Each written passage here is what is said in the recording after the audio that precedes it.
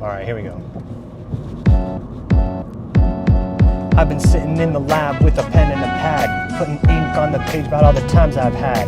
Which curves are congruent, or who's to say? Which function's going home at the end of the day? No limits on the decimal, infinitesimal, points in space, maybe not extraterrestrial. Lines are curves and surfaces embedded in space. Keep track of all the tangents when you stand in one place, like first fundamental form is, second fundamental form is, third fundamental form is, and she said, I don't want to talk to you anymore. Once you peek behind the curtain, the meaning of flirting will never be the same as it was before. If nothing else is certain in this verse, then let me leave you with this. Now you can say that you heard. The only things a man has in this world are his dollar and his name.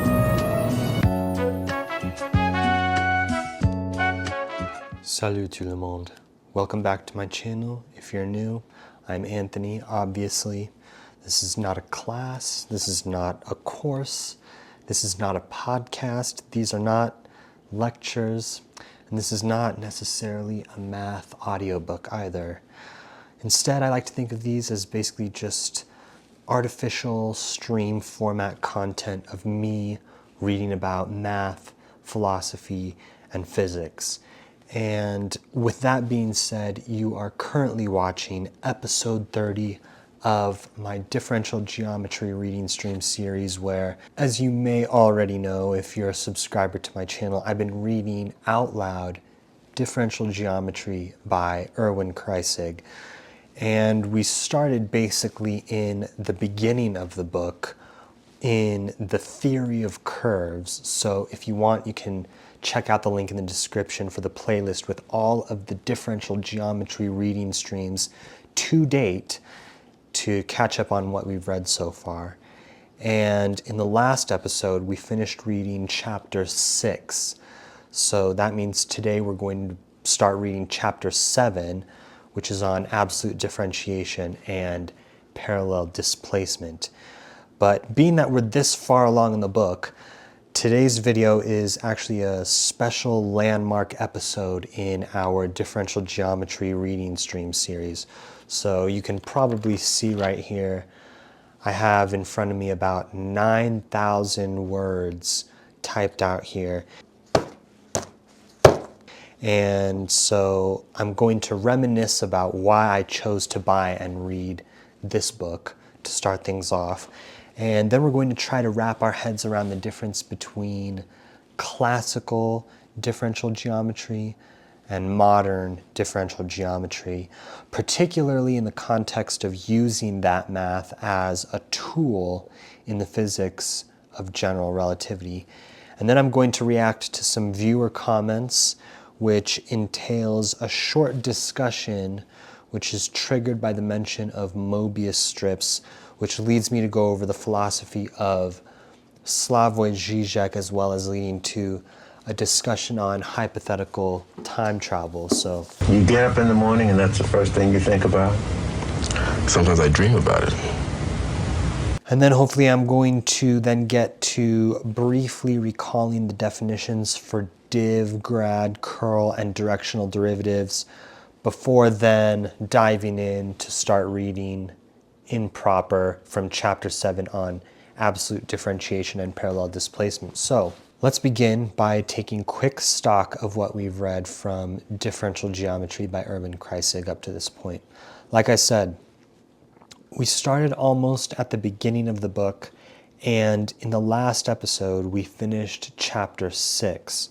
So that means so far we've touched on the theory of curves, looking at things like the Frenet equations, torsion, early notions of basic curvature, osculating planes, circles, and spheres, and more. We moved on to surfaces embedded in R3, three-dimensional real space, with the first fundamental form. We also looked at basics of tensors.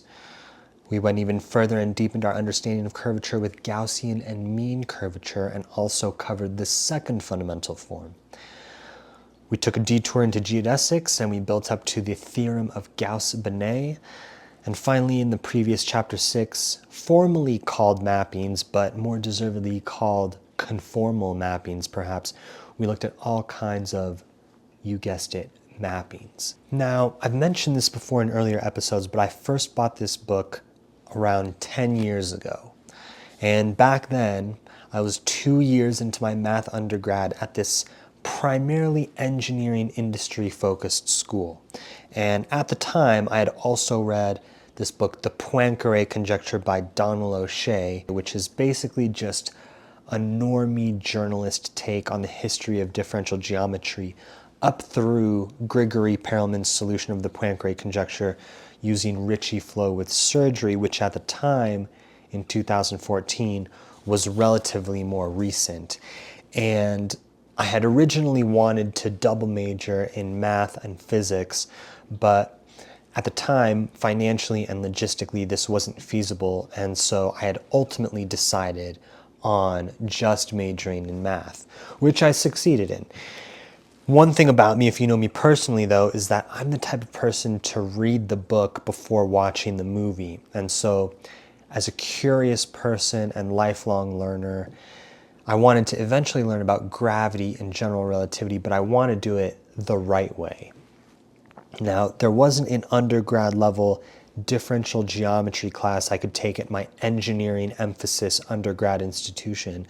So, with the information I could gather from the internet then in 2014, I converged upon buying Differential Geometry by Erwin Kreyszig for more or less the following reasons. First, as I'm sure you're well aware, the Dover edition books are fantastically inexpensive, and for your consumer economic data, this paperback book cost $12.40 when I bought it on March 29, 2014, and the same exact hyperlink for the same exact book as of today, so what is that, December 23, 2024, costs $18.95. So the second reason why I chose to read this book is that if you've watched any of the previous episodes, you already know that all of the solutions to all of the problems are in the back of the book, and pretty much every theorem is proven in the text. So some would say that this is bad for learning because it's basically total hand-holding, not for Kreyszig just to provide all the solutions, but also for me to just read all of them. But personally, I've found this very helpful as a self-studier. So I will say that going through a problem how I did for my recent upload, a viewer sent me a problem from their abstract algebra midterm. I got it wrong, where I honestly attempted the problem, I typed up my solution, I made a video going over my solution, and then I find out in a comment after I've uploaded it from a highly intelligent member of my audience, just like you, that my isomorphism function was wrong in my solution. So then I digest what a correct solution is, and I will say that I learned more from that one problem going through all of that in that more thorough, socially involved way. I learned more from that than just reading the solution in the back of the book for one problem during my cold reads of Kreyszig's Differential Geometry. So a third reason why I chose to read Differential Geometry by Erwin Kreyszig specifically as my first in the field is that I feel like this book had a bit of a reputation in some of the reviews that I read, that it's a kind of purpose-driven treatment of differential geometry as a means for further study of general relativity. So this is perhaps as opposed to learning differential geometry, say, for example, strictly as a pure mathematician would. My position on the notion that reading Kreyszig's book can prepare you for general relativity became more nuanced after having gotten 6 chapters deep, as we have already. I would like to emphasize just the first paragraph of chapter 7 of Kreyszig's Differential Geometry here real quick. And so this is from the beginning of section 69, Concept of Absolute Differentiation, from chapter 7 titled Absolute Differentiation and Parallel Displacement. Starting on page 219, we have: in the present chapter, an introduction to the concepts of absolute differentiation and parallel displacement of vectors will be given. we shall see that these two fundamental ideas in modern differential geometry are closely related to each other. They are important especially in Einstein's theory of relativity. And I read that paragraph shortly after first getting this book, all the way back in 2014, as well as in an episode towards the beginning of this series. And since then, I had always looked forward to this chapter in anticipation of getting up to speed on the math of general relativity, and therefore, finally, I'll be one step closer to becoming a complete human being. As I now have come to appreciate, Kreyszig's differential geometry is what some would call the quote-unquote classical treatment of differential geometry, and my take on what that entails is as follows. Classical differential geometry, for example, is handling the representations of curves and surfaces unambiguously and handling concepts such as tangents using calculus as rigorous as what Newton and Leibniz had developed. The historical emergence of this study incorporates innovations such as the Cartesian coordinate system to help make the notion of congruence algebraically strict, and the innovation of limit derivatives to study tangents to plane curves, for instance.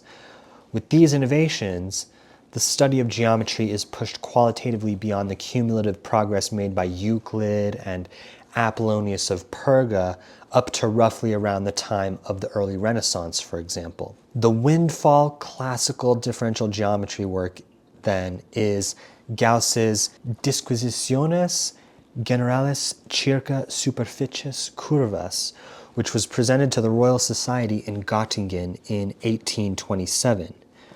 Bernard Riemann, on the other hand, was born in 1826, but grew up to eventually become Gauss's student, and so Riemann performed his habilitation under Gauss.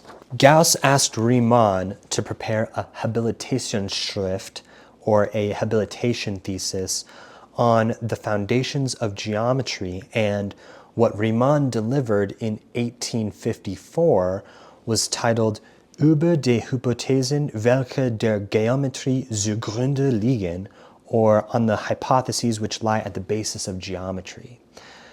This is the foundation of the eponymous major branch of differential geometry known as Riemannian geometry, which is studying smooth manifolds with a Riemannian metric, essentially. By comparison, Martin Heidegger, the philosopher who wrote the seminal work Being and Time, wrote his habilitation thesis on Duns Scotus's Doctrine of Categories and Meanings, so these habilitation theses are pretty serious. Sobald von tieferen Verhältnissen die Rede ist, tritt sogleich eine andere Sprache ein, die poetische. All of this about classical differential geometry started to crystallize for me, especially after having read the biographical material I found on Kreyszig, which stated that he had done some historical work centered on Gauss's Disquisitiones Generales circa superficies curvas. The first, second, and third fundamental forms definitely come across to me at least as the backbone of what we've read from Kreyszig's differential geometry text so far, in light of the historical step of development from Gauss to Riemann. Nevertheless, there is still lots of valid information from a modern perspective, such as the treatment of tensors in Kreyszig's text, which make it stand out as one of the stronger classical treatments of differential geometry. But now, after having read just over 200 pages of this 300-page differential geometry book, to get back to the chapter on absolute differentiation and parallel displacement in earnest, it begs the question, what have I learned of relevance to general relativity so far, if anything at all? It might be useful before delving into this directly to peek into two other books that I've looked at before in previous episodes. Wald's General Relativity and Intro to Smooth Manifolds by John Lee. First, we'll take a quick glance at Intro to Smooth Manifolds to get a sense of what topics that, let's say, today's typical math grad student would cover, leading up to their differential geometry slash topology qualifying exam.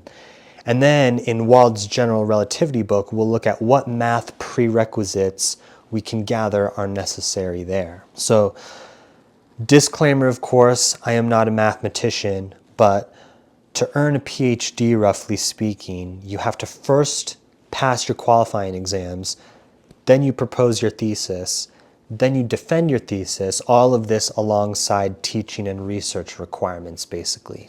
To pursue a math PhD, regardless of what your teaching and or research interests are, you're faced with these same qualifying exams. And the breakdown, of course, varies from university to university, but overall, there's 3 core exams: analysis, abstract algebra, and differential geometry slash topology. So for the differential geometry and topology exam, you would probably be liable for knowing everything in a book such as Intro to Smooth Manifolds, and there are a few roughly equivalent standard texts, and Lee's book is but one. Plus, you would be liable for knowing everything from this other book, Topology by Monkrez, which is basically the topology goat. And the exam will consist of 5 to 6 heavy-hitting, proof-based questions from that entire breadth of possible material. So from Lee's Intro to Smooth Manifolds, we have manifolds broken down in what looks like at least 5 chapters in over 120 pages. We have individual chapters of at least 20 to 25 pages on vectors. We have Lie derivatives covered in chapter 9. Chapter 12 is on tensors. We have an entire chapter 14 on differential forms. We can reach the Frobenius theorem in chapter 19 and more. So now let's pivot over to Wald's general relativity. And I originally found this book watching Ed Witten lectures, and as I mentioned before, if you even want to begin to entertain denying the validity of string theory, you must first do your due diligence and get on Ed Witten's level. So just as a preface, I was looking by comparison at the syllabus and reading list for the MIT OpenCourseWare material for their General Relativity 8.962. So that MIT OpenCourseWare General Relativity class used Sean Carroll's Space-Time and Geometry as their main text, but as we can see here in the additional textbooks section of the syllabus, it's basically a short review list of the who's who of general relativity books. So Misner, Thorne, and Wheeler is on this list, and I remember seeing that book actually one time as a middle schooler in a Borders bookstore, okay, that the now defunct, non-existent, bankrupt Borders bookstores, okay. When I was a middle schooler, I remember seeing Gravitation by Misner, Thorne, and Wheeler in that bookstore, and I'm currently wrestling in the darkness of my soul with buying it on Amazon for myself for Christmas or not. But anyways, also on this list we have Weinberg's Gravitation and Cosmology, and then down towards the bottom we have the entry for Wald's General Relativity, and it reads, "The GR Überbuch, typically the final arbiter of right and wrong on this subject, quite mathematically sophisticated and rather terse." So in Wald's General Relativity, we start off in chapter 1 with the introduction, which introduces the framework for general relativity without really getting into the math much. Then, as we can see here, in chapter 2, Wald is starting to signal to the reader that, hey, they've crossed the point of no return and there's a mathematical train that's headed right at them. So in this chapter, we're going over manifolds, vectors, and tensors, but keep in mind that this is reviewing the material that otherwise is at the level of what's in Intro to Smooth Manifolds by John Lee that we just looked at, right? So each of those topics got its own chapter, or more than likely multiple chapters in Lee's book, Whereas here in chapter 2 of Wald's book, it's about, 17 pages total, and 5 pages of those 17 pages are just explaining tensor notation and then the problems at the end of the chapter. So the motivation necessitating the use of manifolds in general relativity is something as follows. In pre-relativity physics and special relativity, it is assumed to be globally true that all events in space-time can be put into one-to-one continuous correspondence with points of four-dimensional real space. So you could envision that hypothetical investigators of the structure of the surface of the Earth before Christopher Columbus or Ferdinand Magellan, as far as is accepted in mainstream archaeology and history, those hypothetical investigators would be in serious error if they were to extrapolate that the entire collection of points on the surface of the Earth can be put into one-to-one correspondence with points of two-dimensional real space, R2, in a continuous manner from being able to locally characterize positions on the surface of the Earth using two numbers. It's a bit of a leap. So what is needed mathematically as a basis for the investigation of space-time structure must provide a precise notion of a set in which the vicinity of every point looks like Rn, but which may have quite different global properties. And so this mathematical structure needed is what turns out to be a manifold.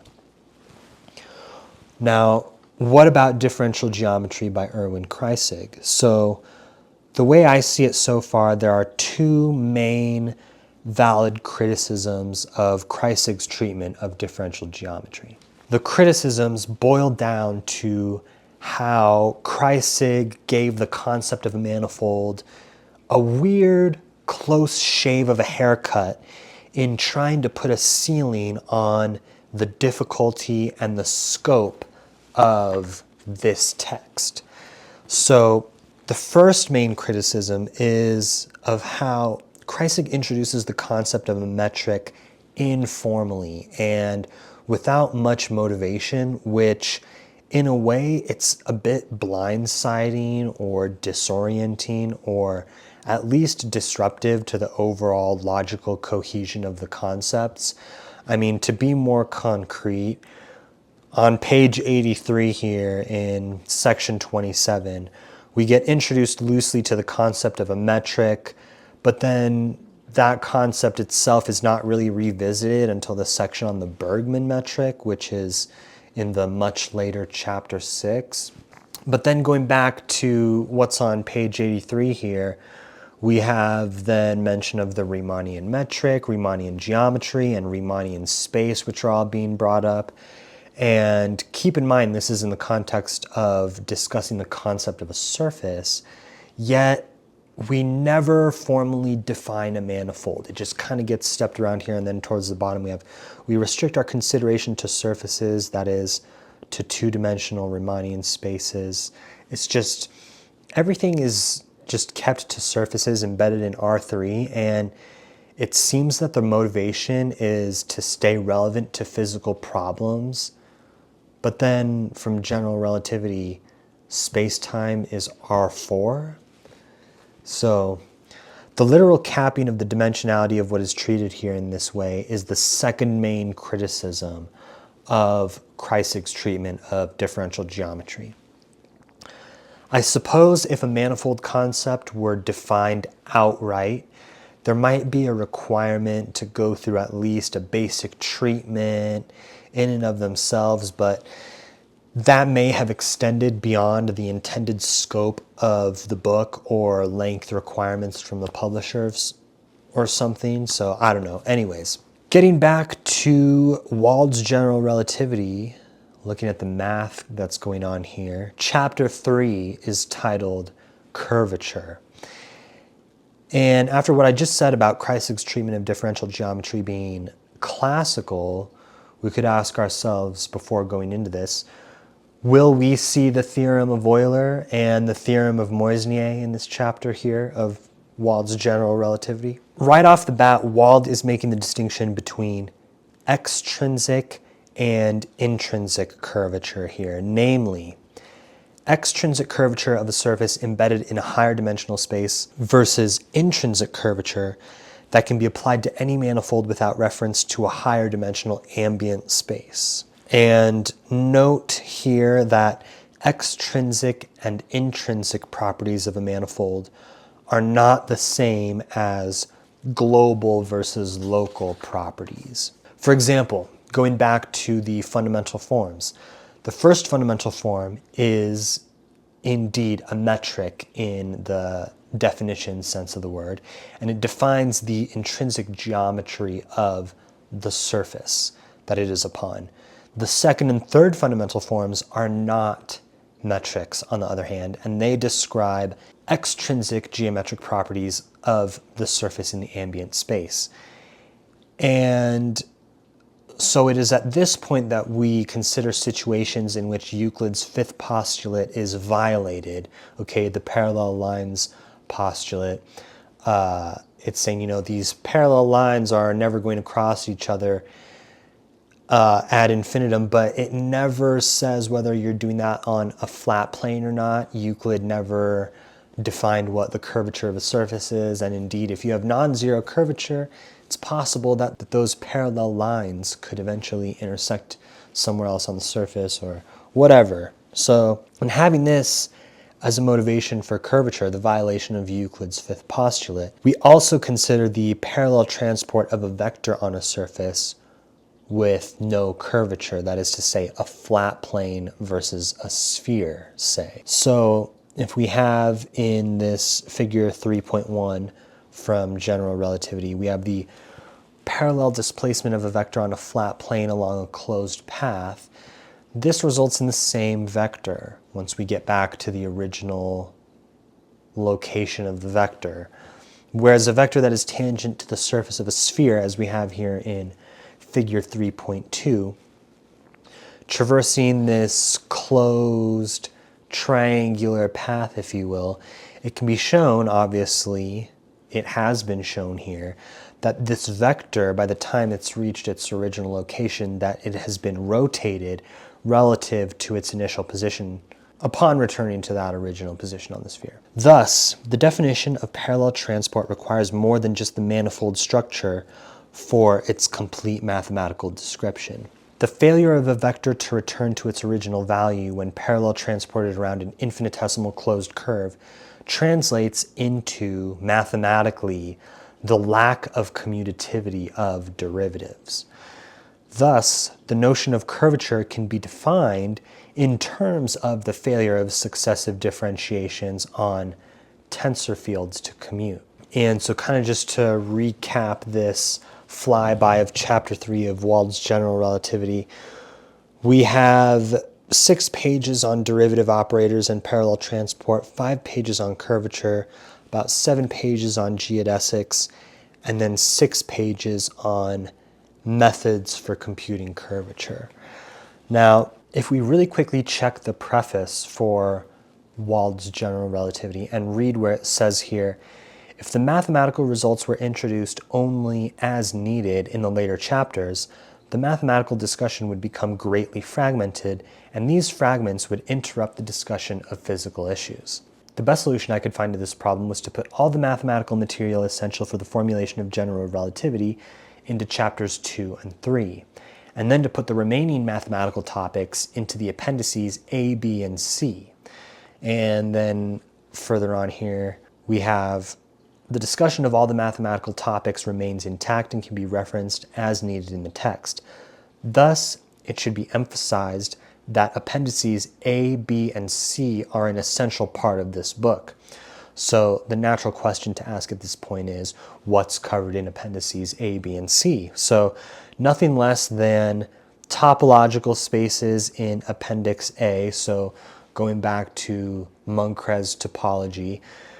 We have differential forms integration and Frobenius's theorem in Appendix B, and then maps of manifolds, Lie derivatives, and Killing fields in Appendix C. So Basically, if you're mathematically fluent enough to read Wald's general relativity, then you're probably equivalently ready to pass the differential geometry topology math PhD candidate qualifying exam right now. So now we're going to do a segment that I've really grown to enjoy in these episodes, where I read select recent comments from viewers like you, and usually one distinct comment gets adorned the viewer comment of the week. So leave a comment down below on this or any of my other past videos, really.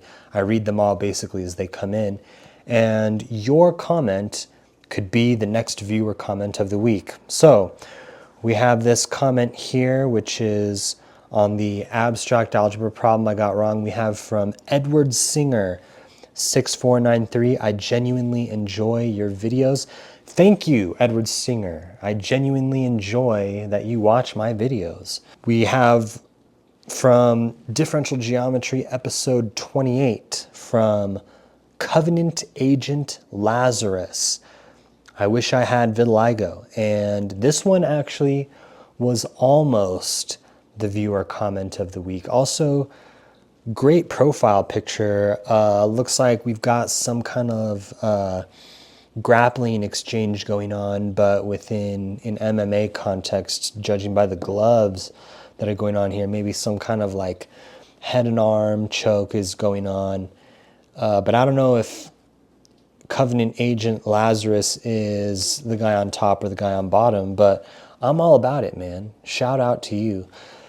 But what I was going to say is that when people do say something directly to me about my vitiligo, it's always been positive or out of genuine curiosity. So I thought I had heard it all up to this point.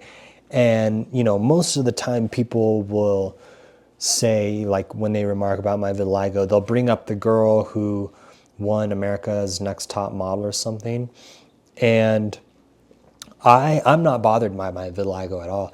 I honestly see it as a kind of like abstract negative space skin art by nature. And what's most interesting to me is like living in my own skin, how the pattern changes and progresses over time, which would be obscured if I had traditional tattoos. So, but interestingly enough, from all the remarks I've gotten over the years about vitiligo, this is actually the first time that someone has said to me that they actually wish they had vitiligo. And so I take that as a compliment. And now, this is not a rigged section of the show, but the viewer comment of the week goes to the legendary mythical force known as Vanderhagen the Stampede, who has helped elevate this entire differential geometry reading stream endeavor with their deep, technical, insightful comments. And I am honored to have Vanderhagen the Stampede here. So this is a comment that is on episode 29. The main comment is Vanderhagen the Stampede par excellence. I'm not going to read the entire main comment, but I think the gist of it is sort of, the key here is to understand that the limit of 5 inversions is not related to dimensionality, but rather comes from the algebraic structure of Möbius transformations. But then with this next one, this next comment here, we are opening up the intellectual pit, as we shall see. So the thread of comments continues. And now, a totally random observation.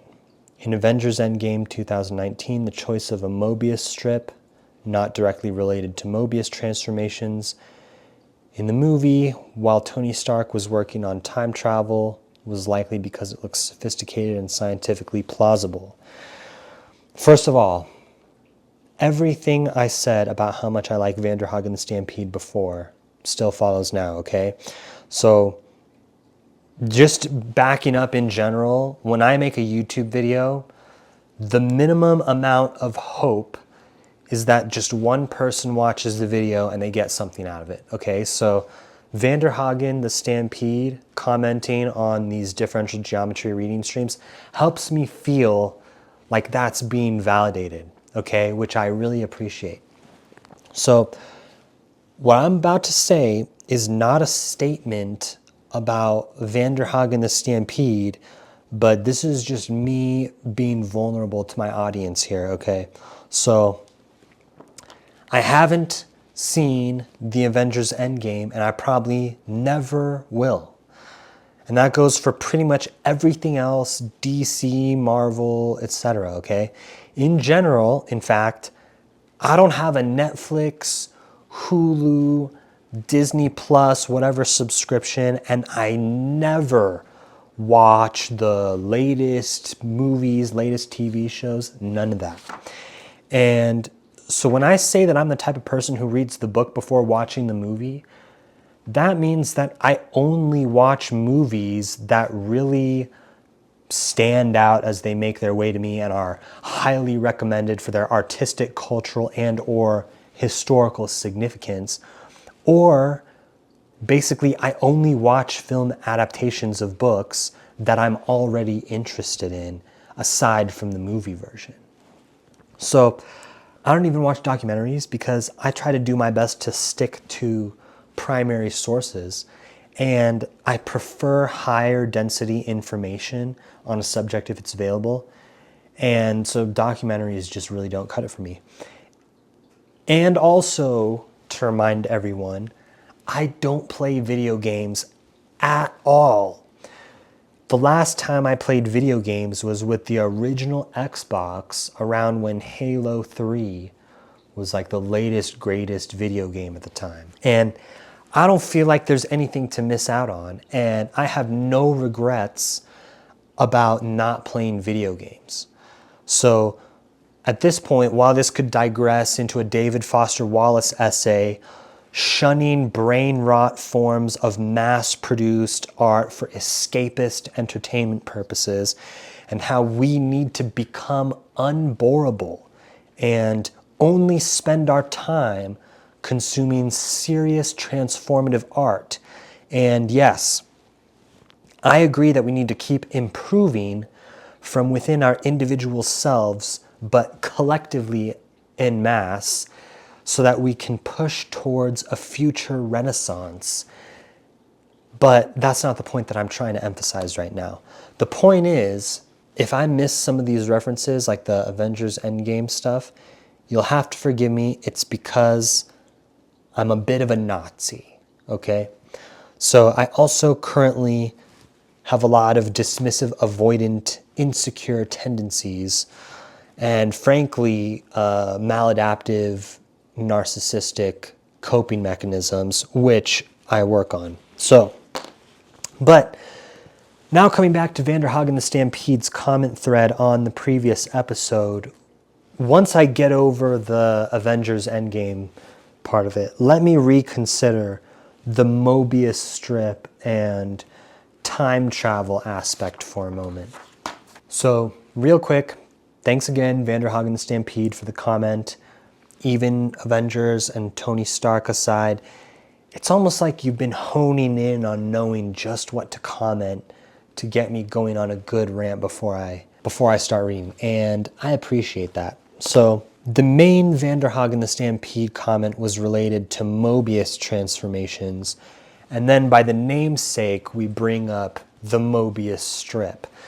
And of course, these are named after the German mathematician and theoretical astronomer August Ferdinand Möbius, who lived from November 17, 1790 to September 26, 1868. And so Möbius actually began to study astronomy in 1813 under Gauss for a few years, but it wasn't until 1858 when he discovered so-called the Möbius strip as a mathematical object. And I say discovered in quotes like that rather than invented instead, because apparently, as we can see here, there are Roman mosaics from the 3rd century Common Era featuring what we now refer to as a Möbius strip.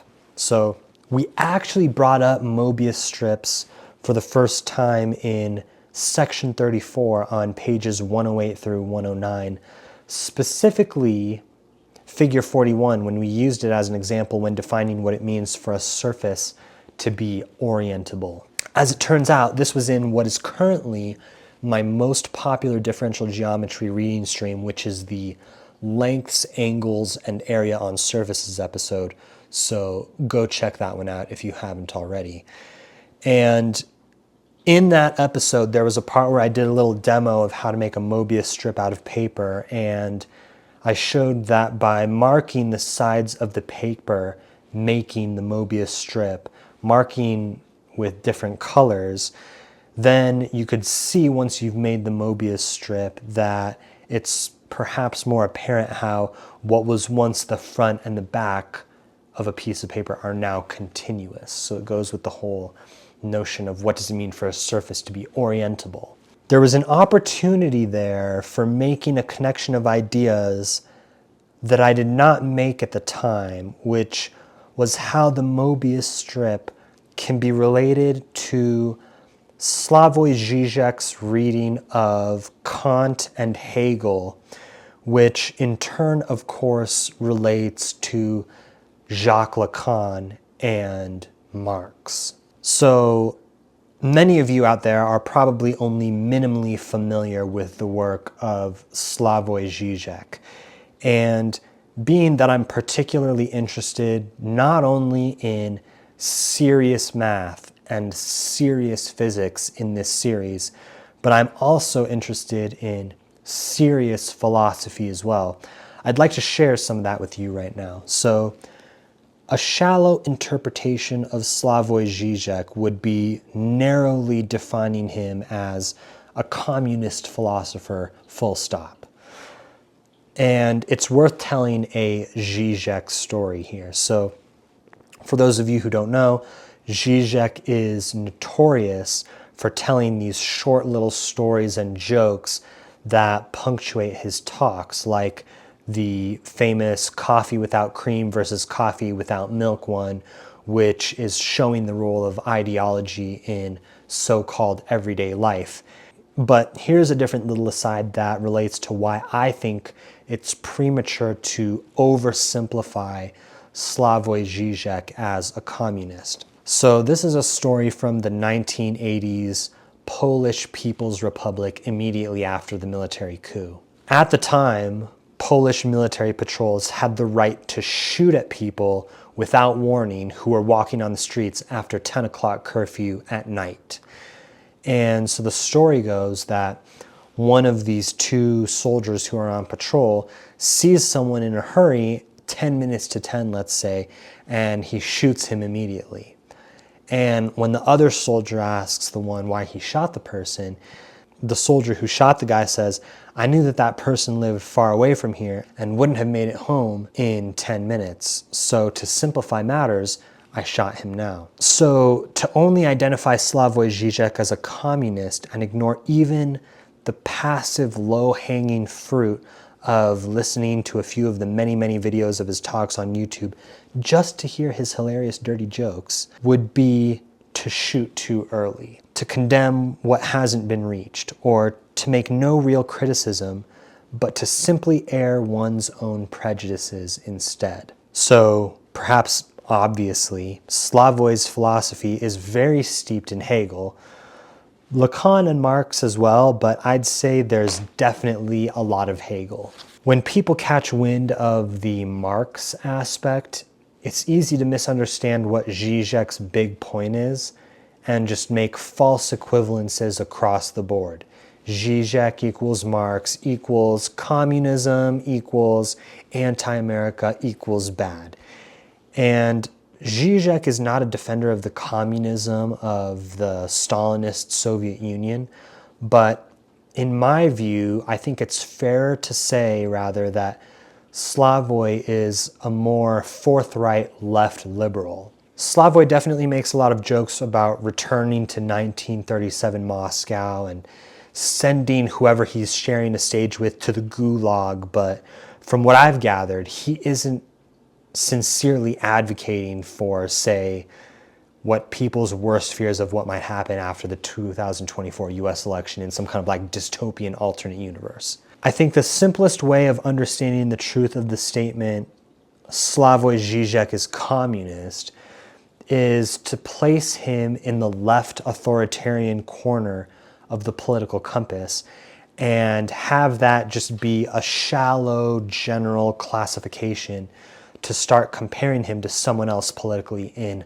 a broad, vague sense. Otherwise, like I said, his philosophy is primarily influenced by Hegel, but overall Zizek's philosophy is like a sort of impossible triangle illusion between Hegel, Lacan, and Marx. Now, I touched on this in another earlier episode, the one where I was doing a review of the theory of curves material between the Kreyszig book and the Kuhnel book, where I had this long philosophy rant in the intro. And in that intro, I went over a reading of the history of Western philosophy that went from Plato through Descartes to Kant and then through to Hegel. And then I said, it is argued that the three key moments of Western philosophy are thus Plato, Descartes, and then Hegel. By this, I more specifically meant continental philosophy. I then continued on to say that Zizek revises this selection by positing that the three key moments of Western philosophy are rather Plato, Kant, and Jacques Lacan. So to recap what I said before, Socrates is kind of like the grandfather, and then Plato is like the father of Western philosophy. And then Descartes, with his systematic rationalism, then is widely considered to be sort of like the father of modern philosophy. So then in the recounting of continental philosophy's three key moments, we then overlook Kant and go to Hegel. Why is that? Well, perhaps this is because Hegel is seen as the epitome or the maturation of German idealism, of which Kant is a still important but just earlier part of that same legacy. Another reason might be found in the emergent distinction between analytical philosophy and continental philosophy, which happened after Kant's time. So in analytical philosophy, the tradition is seen to have proceeded from Plato to Kant, but then straight to Bertrand Russell and Wittgenstein, bypassing Hegel. Indeed, particularly in the Anglo-Saxon school of analytical philosophy, Hegel is regarded as the epitome of muddled thinking. And honestly, if you've ever tried to read even just the preface to Phenomenology of Spirit, you might understand why people come to that conclusion. So I get it. But on the one hand, Kant, with his critical rationalism, gets interpolated into the increasingly formal and logically rigid progress of modern analytical philosophy. On the other hand, consider what Zizek has to say about Kant in his book, The Parallax View. I'm going to start this line of thought by breaking down what exactly the phrase parallax view means first, partly reading directly from Zizek's book. So the word parallax by itself means the apparent displacement or the difference in apparent direction of an object as seen from two different points not on a straight line with the object.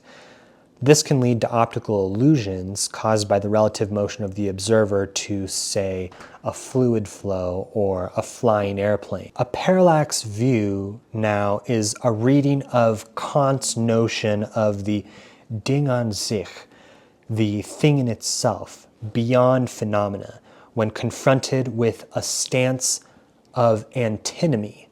And this antinomy can be epistemological, such as empiricism versus rationalism, which prevailed during Kant's epoch, or Kant's own specific antinomies of pure reason. So a parallax view, in terms of the philosophy of Immanuel Kant, is that when confronted with a stance of antinomy, we should renounce all attempts to reduce one aspect to the other, or even more so, to enact a kind of dialectical synthesis of opposites. On the contrary, we should assert antinomy as irreducible and conceive the point of radical critique not as a certain determinate position as opposed to another position, but as the irreducible gap between the positions itself, the purely structural interstice between them. Kant's stance is thus to see things neither from his own viewpoint nor from the viewpoint of others, but to face the reality that is exposed through difference, parallax. So this thing is not simply a transcendental entity beyond our grasp, but something that is discernible only via the irreducibly antinomic character of our experience with reality. Far from designating a synthesis of the two dimensions, the Kantian transcendental stands rather for the irreducible gap as such. The transcendental then points to something within this gap as such, a new dimension which cannot be reduced to either of the two positive terms between which the gap is gaping. Now, remember when I said in an earlier episode that Hegelian speculative idealism consists of the gap between the subject and the absolute being transposed back into the absolute, and that this is the truth mechanism itself, but also that for Lacan, where the self is a construct and therefore always the barred subject, this gap in Hegelian speculative idealism is essentially equivalent to Lacan's barred subject, which represents the indivisible remainder. Now, we're one step closer to understanding why Zizek would link together the three key moments of Western philosophy to be Plato, then Kant, then Lacan. It still remains, why Lacan, since Lacan is French, and I just said everything I said about continental philosophy, specifically with respect to German idealism. Well, part of the answer to that, in my view, is that after Hegel, not immediately after, but historically after, not in reaction to Hegel necessarily, there was the French deconstruction and post-structuralist movements in the 1960s. This is the philosophical kernel of postmodernism as we know it today, perhaps. Zizek might say something along the lines that after a revolution occurs, you cannot simply go back to the way things were before. Even if you recreated the structure of how things were before the revolution exactly, you cannot undo the symbolic shift which has occurred, or the metonymic shift of meaning in the signifying chain of desire, which has occurred. And this symbolic shift for us humans isn't just symbolic, but constitutes our experience of reality in itself. So think again about the coffee without milk versus coffee without cream joke. Zizek will say things in his talks like, how do revolutionaries go about their lives the morning after the revolution? And I'll make the following young guy take on this. It would be like how dating today would be if all of a sudden dating apps, social media, and smartphones all went away, but we still remembered life as it was up until the point that it all disappeared. Things wouldn't simply revert back to how things were before Steve Jobs invented the iPhone. You can't just simply undo people's lived experience of having used dating apps, social media, smartphones, or even the secondhand stories that they hear from other people of using those things. And the cultural memory of how people behaved when those things existed still would cast a shadow over how we live thereafter in that hypothetical scenario. Even with everything else as it was before smartphones were invented, at a minimum, the meaning of all those activities as before smartphones enacted after their sudden disappearance would be radically different from what they were before. So it's not exactly sufficient to go from Kant to Hegel and then have the French deconstruction and post-structuralists and Lacan at the very end, and then retroactively as a philosopher simply pick and choose and reorder which interpretation to emphasize in light of those other thinkers having come about. Thus, for Zizek, Lacan is a radical break with the post-structuralists who can be meaningfully located within the lineage of rationalists stemming back to Kant during the Enlightenment. So Lacan can be located within that tradition of Kantian rationalists, you could sort of say. That's why for Zizek, philosophy goes from Kant to Lacan and then back to Hegel. By this I mean that Hegelian dialectics are reactualized by giving Hegel a new reading on the basis of Lacanian psychoanalysis. I think Zizek is being modest when, in his talks, he defends his enthusiasm for Lacanian psychoanalysis by saying it's just a tool for social criticism and political theory, that to fully understand the exercise and pattern of power, you need to take into account the libidinal level of psychoanalytic tension. I think Zizek is understating the philosophical weight he attributes to Lacan here.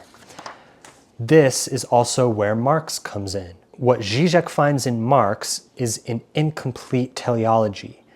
At Marx's point in history, there maybe will be socialism, there might not. Socialism could be implemented possibly poorly, etc. But the bottom line is that in history there's a general sense of orientation. But Zizek would go further and say that Hegel is more materialist than Marx in some sense, and that if there ever was a philosopher of contingency who is totally open to the future, it's Hegel. And Zizek would also say that Hegel is not a determinist. Furthermore, Zizek has said that for him the deepest insight of Hegel is that thought always comes too late, like Hegel's famous owl of Minerva that spreads its wings only with the falling of dusk. Zizek also says, to go back to Parallax View for a moment, the fundamental lesson of Hegel is that the key ontological problem is not that of reality, but that of appearance. Not, are we condemned to an interminable play of appearances, or can we penetrate their veil to the underlying true reality? But how could, in the middle of the flat, stupid reality which is just there, something like appearance emerge? The minimal ontology of parallax is therefore that of the Möbius strip, of the curved space that is bent onto itself. That is to say, the minimal parallax constellation is that of a simple frame. All that has to intervene in the real is an empty frame, so that the same things we saw directly before are now seen through the frame. A certain surplus effect is thus generated which cannot simply be cancelled through demystification. It is not enough to display the mechanism behind the frame. The stage effect within the frame acquires an autonomy of its own. How is this possible? There is only one conclusion which can account for this gap. There is no neutral reality within which gaps occur, within which frames isolate domains of appearances. Every field of reality, every world, is always already inframed, seen through an invisible frame.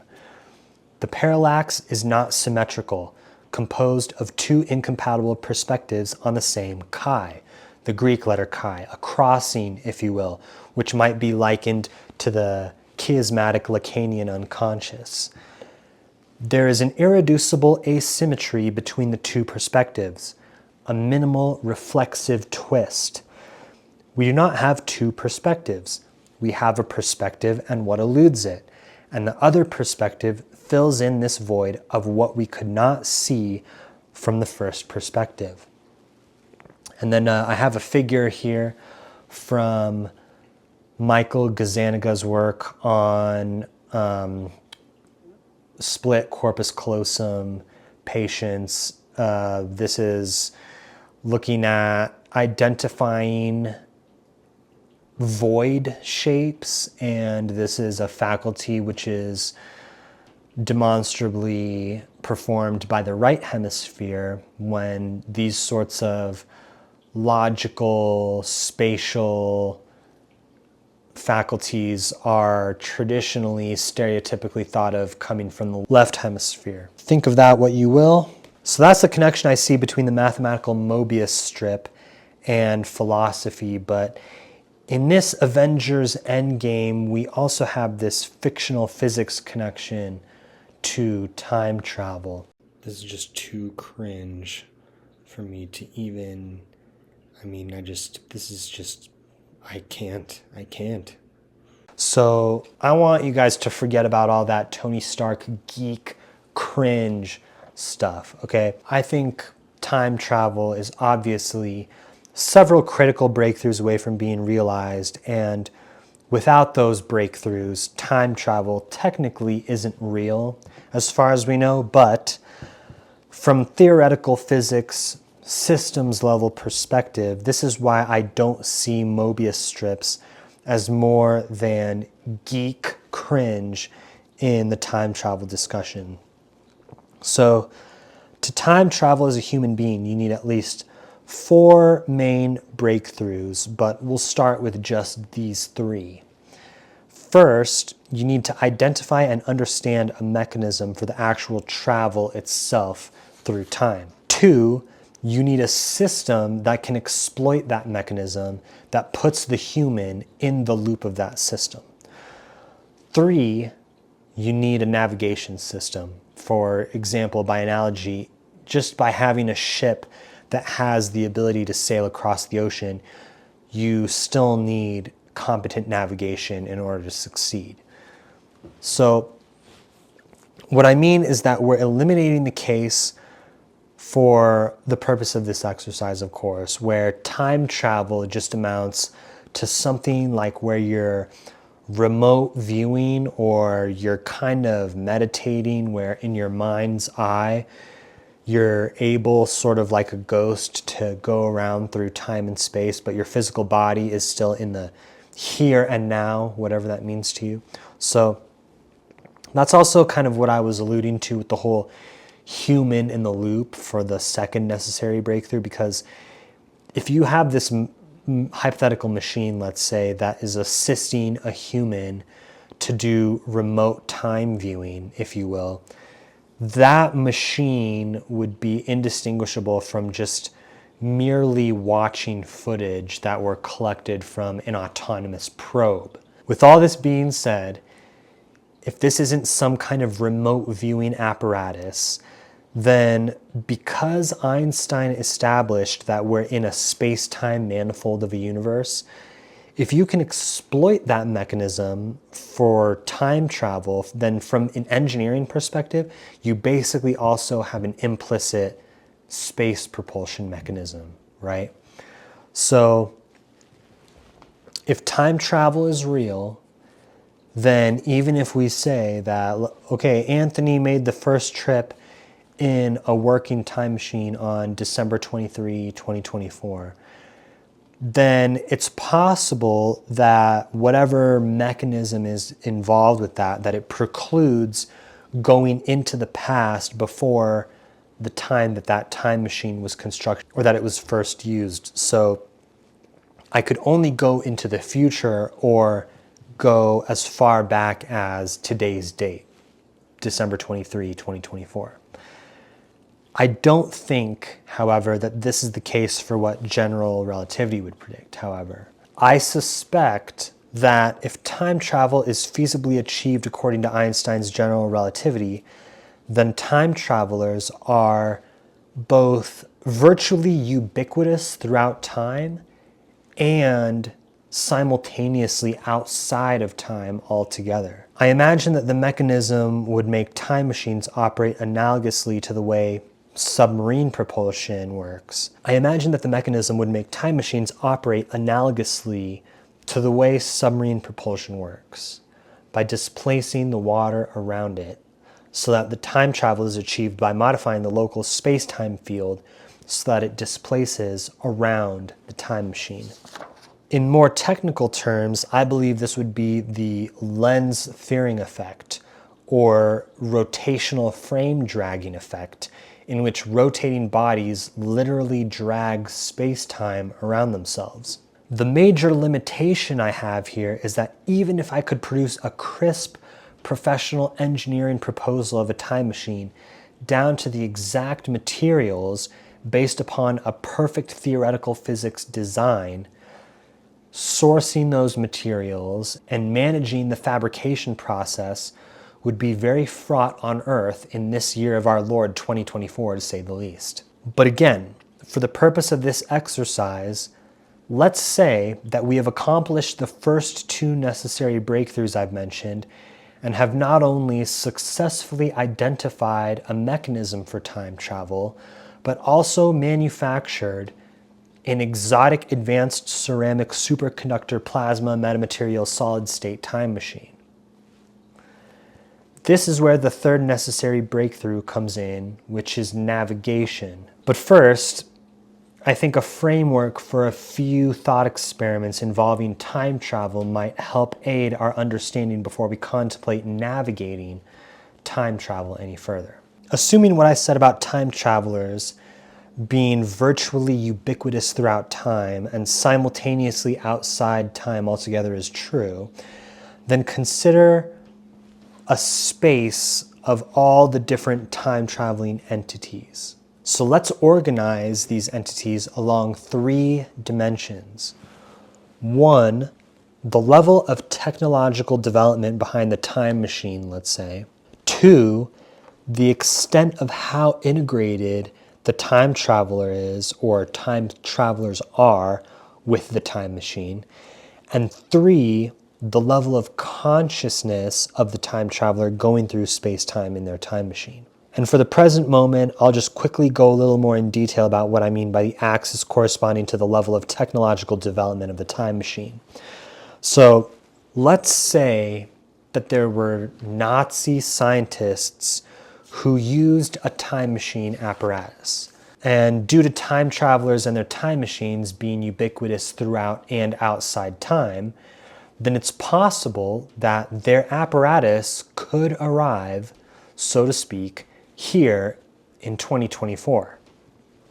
Now, I haven't gotten a hold of such an apparatus, but in this thought experiment, we can expect that the materials and fabrication of the Nazi time machine would be no more sophisticated than what was available as late as 1945. In some sense, in spite of how incredible the appearance itself of a Nazi scientist-made time machine here in 2024 would be, we would likely be underwhelmed by the time machine and refer to its components as crude and analog, now knowing what sleek electronics we're accustomed to today.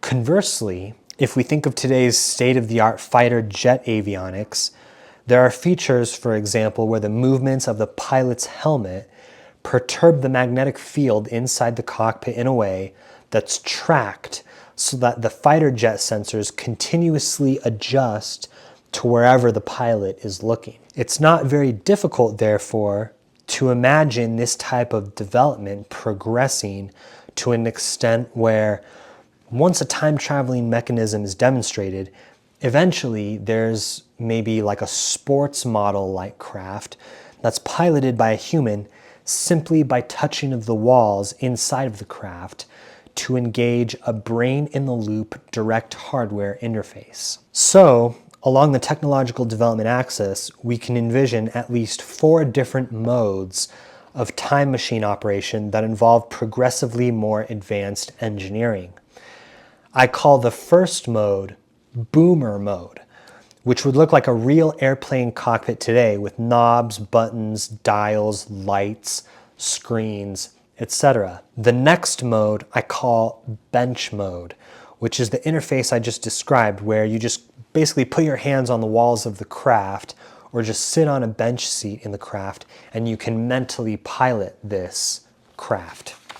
The third mode I call isolation tank mode, which is exactly how it sounds. The user interface of the craft is so sleek that you don't dissociate from your human body, and while piloting, you can experience free fall weightlessness or a feeling of floating in water, or you could even just experience bench mode or boomer mode if you want. In bench mode, there'd be like artificial simulated gravity, right?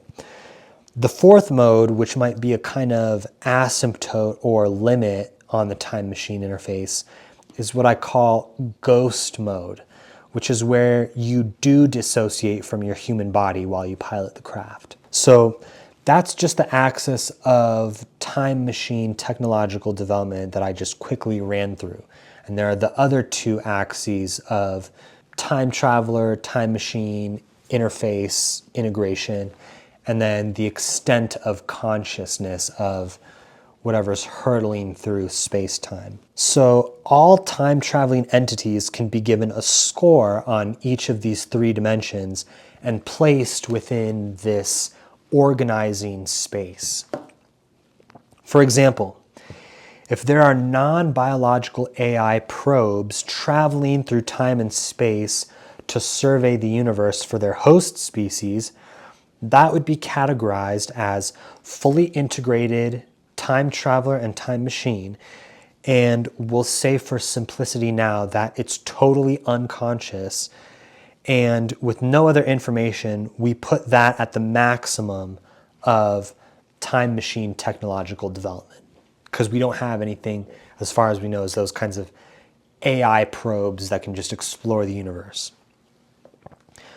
But a similar point could obviously be made right away by just assuming that the probe is biological and therefore does have consciousness, but all else is equivalent in terms of technological development and the integration of the time traveler and the time machine.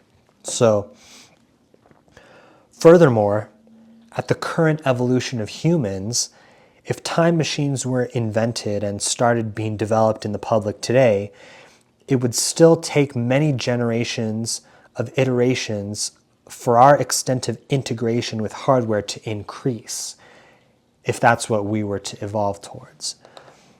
So this is why I brought up all of this to consider time travel navigation. We can look today and see that there are birds that can sense the magnetic poles of the Earth, and this guides their navigation. There were also tribal peoples who also were reputed to have an internal feeling of cardinal direction. During the days of transoceanic sailing of old, people navigated by all kinds of methods, including both maps of the surface of the Earth and maps of the stars, as well as using tools such as the astrolabe and armillary spheres. For those of you who aren't weathered seamen, armillary spheres are these spherical frameworks of rings that model the movement of the celestial sphere around the Earth. There are rings for features such as celestial latitude and longitude, as well as the ecliptic, for the purpose of making a variety of astronomical calculations and observations, including the apparent motion of the sun and stars, calculating sunrise and sunset times, calculating the length of a day, calculating the altitude of the sun or stars, and establishing celestial coordinates. Now, think about this in contrast to turn-by-turn GPS navigation or just a self-driving Tesla. I'm pretty sure I read somewhere that the shape of the space-time of the universe is homeomorphic to a sphere rather than a torus or otherwise in spite of black holes. But recall when we were reading about conjugate diameters from Wikipedia, and it said that in general relativity, for a plane of one space dimension and one time dimension, one set of hyperbolas upon this plane corresponds to events at constant space-like intervals from the origin event, and another conjugate set of hyperbolas corresponds to events a constant time-like interval from it. This got me thinking about armillary spheres and the hyperbolic Möbius transformation on the Riemann sphere. With all of this being said now, I think that depending on the extent of technological development of the time machine and the extent of how integrated the human is within the time machine system, What I'm about to describe in relation to a navigation tool that's part of a time machine might not even be relevant after a certain point. Given what I said about conjugate hyperbolic curves in space-time under relativity and what armillary spheres are for, I imagine that for time travel you might use something like a sphere with hyperbolic isoclines to help guide your time travel. So that's what I think. Take that for what you will, Tony Stark, but like I said, it seems to me that the hard part in 2024 isn't designing the time machine, and the motivation might not even be to personally use the time machine, but the real race right now is rather to patent an industrial scale process for the kind of material fabrication involved in something like a time machine. At any rate, before I begin today's reading from Kreyszig's Differential Geometry, which yes, I still think is worth it for me to read, and yes, I'm still going to finish it, I'm going to review some concepts from multivariable or vector calculus that we should keep in mind when we read chapter 7. So, consider the divergence of a vector field, abbreviated and denoted as div, or denoted as nabla dot, and then the symbol for the vector field you're taking the divergence of. So it could be an F, which the divergence is a vector operator that operates on a vector field, producing a scalar field giving the quantity of the vector field's source at each point. So remind yourself here that the nabla symbol, of course, as per usual, denotes the vector differential operator del. And so in Cartesian, cylindrical, and spherical coordinates, this is what divergence looks like on the left here. But more interestingly, for our purposes, perhaps let's remind ourselves what taking the divergence of a tensor field is like, which is on the right. So we have, let A be a continuously differentiable second-order tensor field. We have it shown below. Then the divergence in Cartesian coordinates is a first-order tensor field and can be defined in two ways, which are shown here below. We have a little bit of index juggling going on, but I go over all of this in order to point out that the divergence of the transpose of the tensor field is equal to nabla dot the original tensor field. Next, remember that the gradient or grad of a scalar valued differentiable function, f, say, of several variables is the vector field, that is, the vector valued function, nabla f, whose value at a point p gives the direction and the rate of fastest increase. So again, in Cartesian, cylindrical, and spherical coordinates, this is what the gradient looks like. Next, we're going to remember how to compute a directional derivative along a given vector v, let's say. And a directional derivative is the tangent vector to presumably a surface. But unlike how in 2 dimensions, there's only one derivative to a function or a curve at a particular domain value, you have to specify which direction on the surface you're interested in the tangent of. And so that's what the vector v is for these directional derivatives. So this is denoted capital D sub v of f of x is equal to nabla f of x dot v. And also remember what curl means. A vector operator that describes the infinitesimal circulation of a vector field in a 3D Euclidean space. The curl at a point in the field is represented by a vector whose length and direction denote the magnitude and axis of the maximum circulation. More specifically, the curl is defined at a point P as nabla cross f of P dot u hat, which is defined by the limit as a approaches 0 of 1 over the magnitude of a, then times the contour integral on C of f dot dr, where this line integral is calculated along the boundary C of the area A in question. And this equation defines the component of the curl of f along the direction of this vector u hat. The infinitesimal surfaces bounded by C have u hat as their normal, and This boundary C is oriented via the right-hand rule. And finally, I'm now going to give a little bit of foreshadowing from the very end of this chapter, chapter 7 that is, from page 242 of Differential Geometry by Erwin Kreyszig. So far, we have investigated the basic idea of a generalization of differentiation and displacement. So, with that, let's begin back on page 219 in section 69, Concept of Absolute Differentiation. Chapter 7, Absolute Differentiation and Parallel Displacement. Section 69, Concept of Absolute Differentiation. In the present chapter, an introduction to the concepts of absolute differentiation and parallel displacement of vectors will be given. We shall see that these two fundamental ideas in modern differential geometry are closely related to each other. They are important especially in Einstein's theory of relativity. We first consider the problem which leads us to formulate the definition of the absolute differentiation, and later, in section 76, the problem which leads us to introduce the displacement of Levi-Civita. We start from the following fact.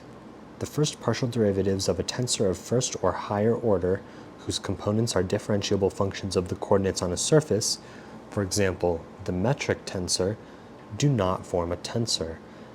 In order to understand this fact, we may consider a tensor A superscript beta of first order whose components are differentiable functions of the coordinates u1 and u2 on a surface.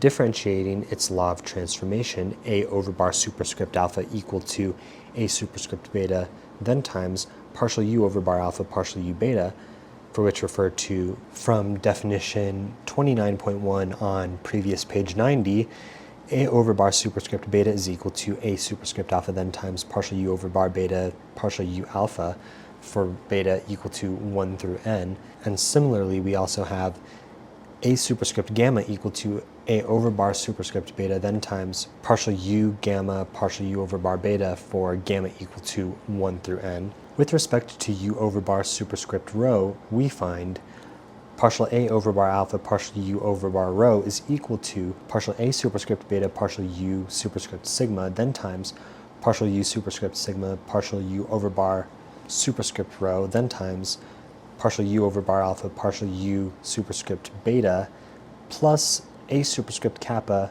then times partial square u over bar alpha partial u superscript kappa partial u superscript sigma then times partial u sigma partial u over bar superscript rho.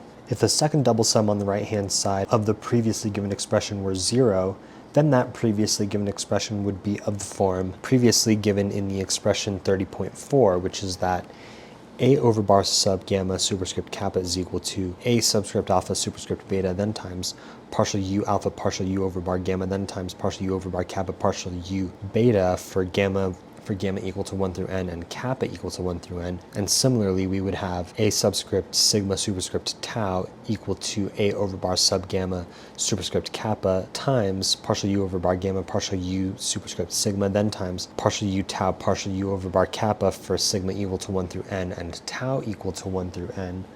That is, we would have a tensor in this case, namely a mixed tensor of second order.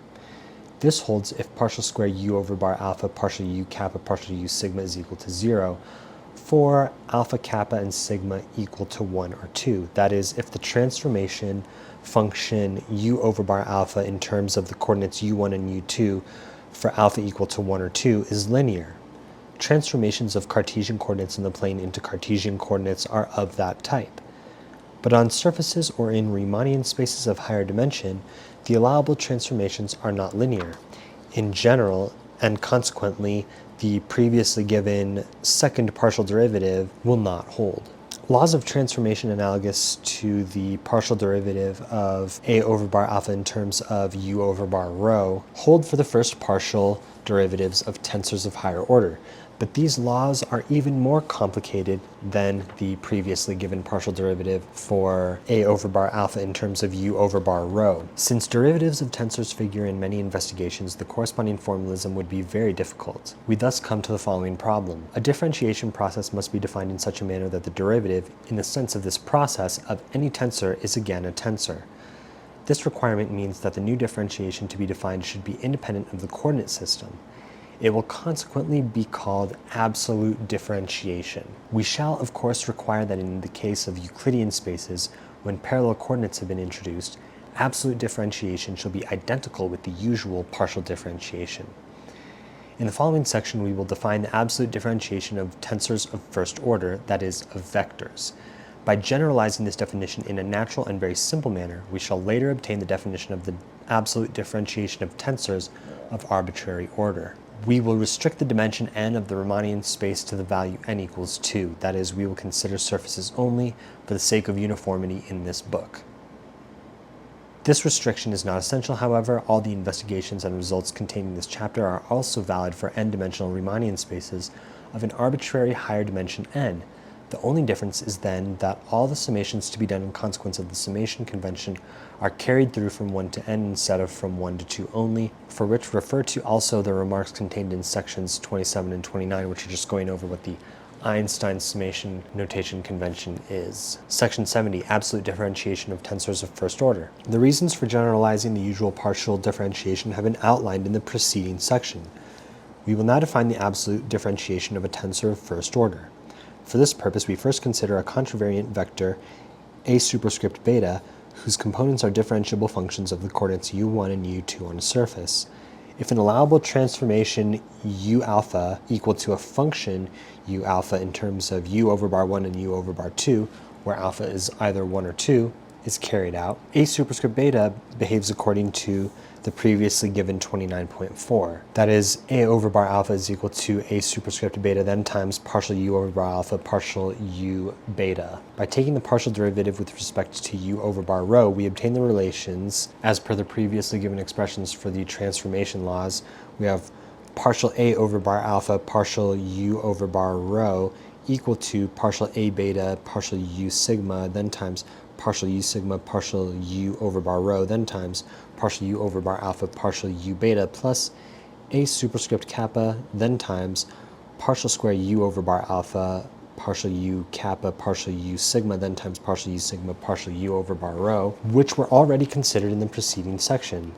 We can now replace the second derivatives occurring in these relations by means of the transformation formula, which was previously given in section 47, which is a transformation law of the Christoffel symbols of the second kind. We have Christoffel sub alpha beta superscript gamma then times partial u over bar sigma partial u gamma equal to Christoffel over bar sub lambda epsilon superscript sigma then times partial u over bar lambda partial u alpha then times partial u over bar epsilon partial u beta plus partial square u over bar sigma partial u alpha partial u beta.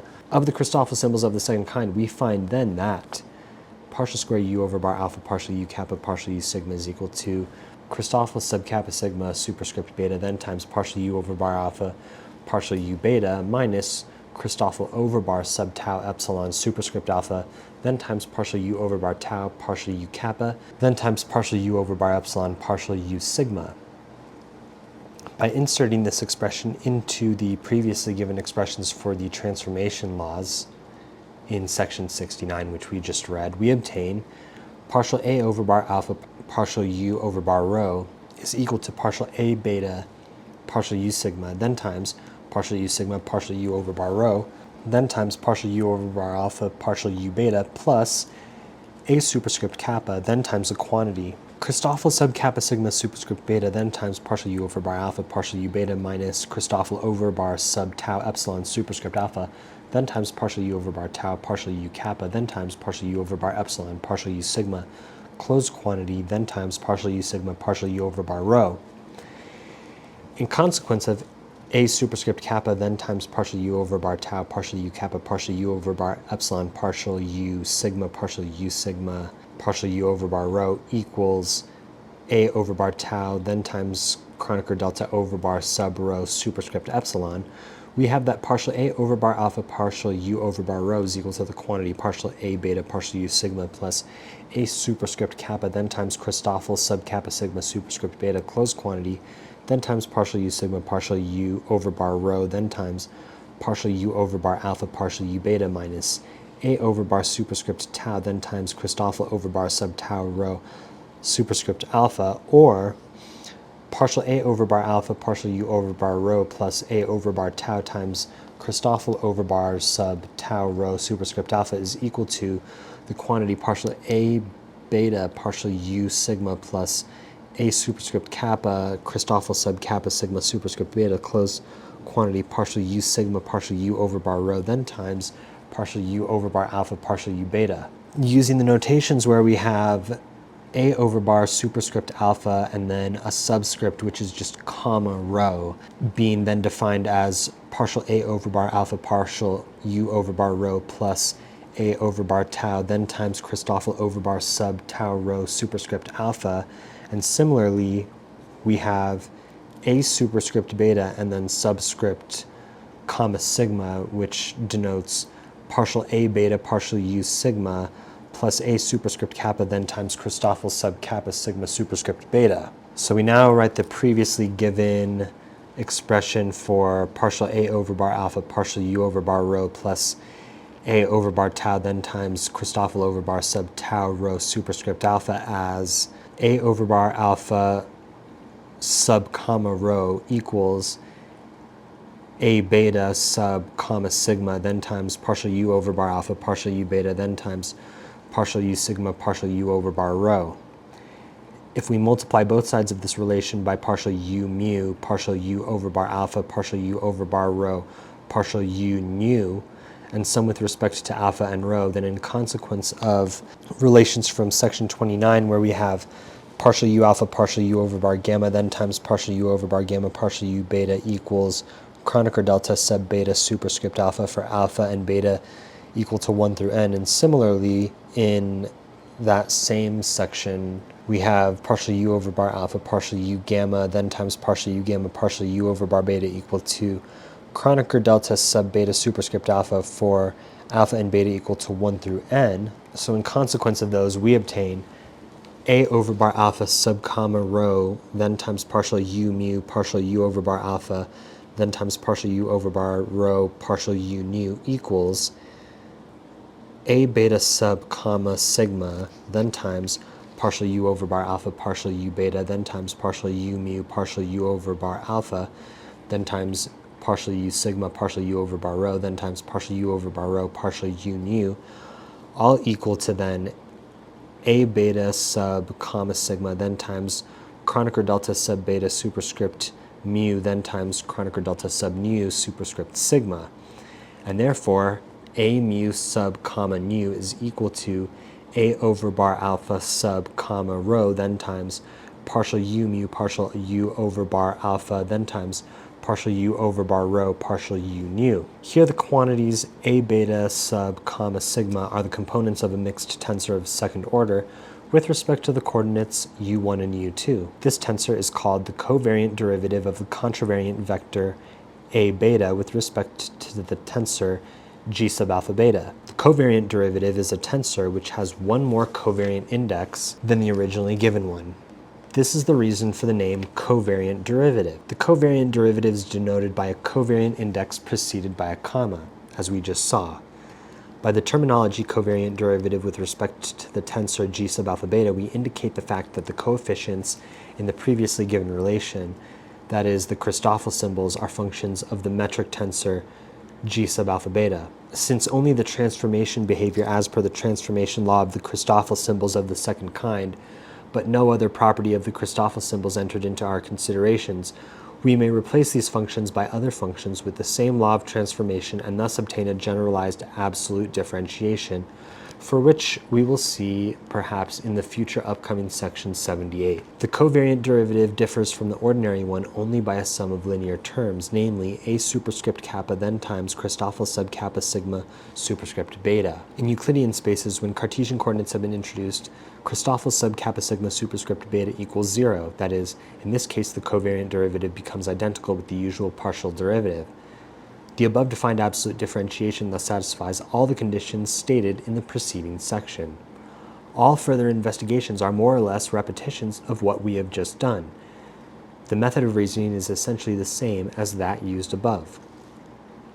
we will define the covariant derivative of a covariant vector a sub beta. We have a over bar sub alpha is equal to a sub beta then times partial u beta partial u over bar alpha, for which we can refer back to, again, from section 29, b over bar sub beta equals b sub alpha then times partial u alpha partial u over bar beta for beta equal to 1 through n, and similarly, b sub gamma is equal to b over bar sub beta then times partial u over bar beta partial u gamma for gamma equal to 1 through n. By differentiating these relations with respect to u over bar rho, we have partial a over bar sub alpha partial u over bar superscript rho is equal to partial a sub beta partial u superscript sigma then times partial u superscript sigma partial u over bar superscript rho then times partial u superscript beta partial u over bar superscript alpha plus a subscript kappa then times partial squared u superscript kappa partial u over bar superscript alpha partial u over bar superscript rho. And again, from the transformation law of Christoffel symbols of the second kind from section 47, we obtain partial squared u kappa partial u over bar alpha partial u over bar rho is equal to Christoffel over bar sub alpha rho superscript tau then times partial u kappa partial u over bar tau minus Christoffel sub beta sigma superscript kappa then times partial u beta partial u over bar alpha then times partial u sigma partial u over bar rho, which relations enable us to eliminate the second derivatives from the previously given relation for partial a over bar sub alpha partial u over bar superscript rho, namely partial a over bar sub alpha partial u over bar superscript rho is equal to partial a sub beta partial u superscript sigma then times partial u sigma partial u over bar rho then times partial u beta partial u over bar alpha plus a sub kappa then times the quantity Christoffel over bar sub alpha rho superscript tau then times partial u kappa partial u over bar tau minus Christoffel sub beta sigma superscript kappa then times partial u beta partial u over bar alpha times partial u sigma partial u over bar rho, closed quantity. By means of a sub kappa then times partial u kappa partial u over bar tau equals a over bar sub tau, we obtain from the preceding relations the formulae partial a over bar sub alpha partial u over bar superscript rho minus a over bar sub tau then times Christoffel over bar sub alpha rho superscript tau equals quantity partial a sub beta partial u superscript sigma minus a sub kappa then times Christoffel sub beta sigma superscript kappa closed quantity then times partial u sigma partial u over bar rho then times partial u beta partial u over bar alpha, which are analogous to what was previously given in expression 70.2. Using the relations a over bar sub alpha comma rho equals partial a over bar sub alpha partial u over bar superscript rho minus a over bar sub tau then times Christoffel over bar sub alpha rho superscript tau, and a sub beta comma sigma equals partial a sub beta partial u superscript sigma minus a sub kappa then times Christoffel sub beta sigma superscript kappa, we may write what we just obtained in the form a over bar sub alpha comma rho equals a sub beta comma sigma then times partial u beta partial u over bar alpha then times partial u sigma partial u over bar rho. That is, the quantities a sub beta comma sigma are the components of a covariant tensor of second order with respect to the coordinates u1 and u2. This tensor is called the covariant derivative of the vector a sub beta with respect to the tensor g sub alpha beta.